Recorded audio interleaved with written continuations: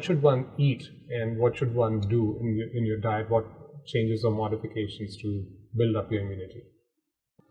Venki, like you said, you said it all. Whole foods, seasonal foods, knowing what intuitively, or rather through Ayurveda, knowing your constitution.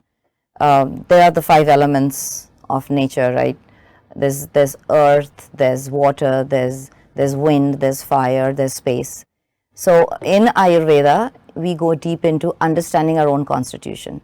Your diet, my diet is going to be different. What suits me, what suits you is going to be different. Right. So I cannot, there is no way can I say that this is good for you, because it all comes into in your, it's a science, like Ayurveda is a science. So when you go to an Ayurveda doctor, they explain, you get an understanding of yourself and you cultivate that lifestyle. Even yoga for that matter. You might have certain ailments. If I have a cervical problem, I might not do certain poses that a person who is completely whole and hearted can do.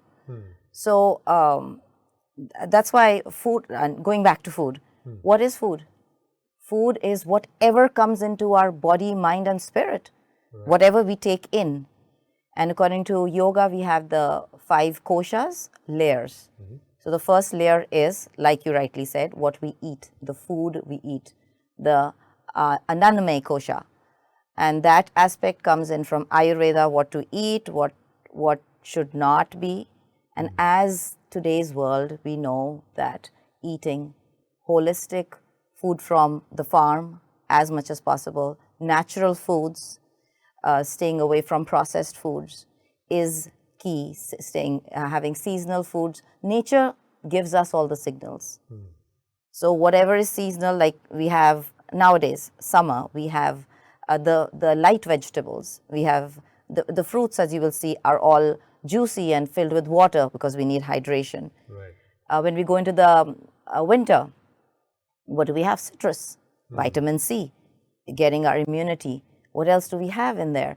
Is foods that build heat within us, give us energy, because we need fire inside us. We're going into the winter months. So doing all that, doing yoga also builds that intuitiveness in you. And you can find your diet with help, like I said, with an Ayurveda doctor and a yoga teacher. I do stress on those 2 things, because I see a lot of people go on YouTube and say, oh, you know what, I was suggested something. I'm like, were you suggested or you just heard it on YouTube?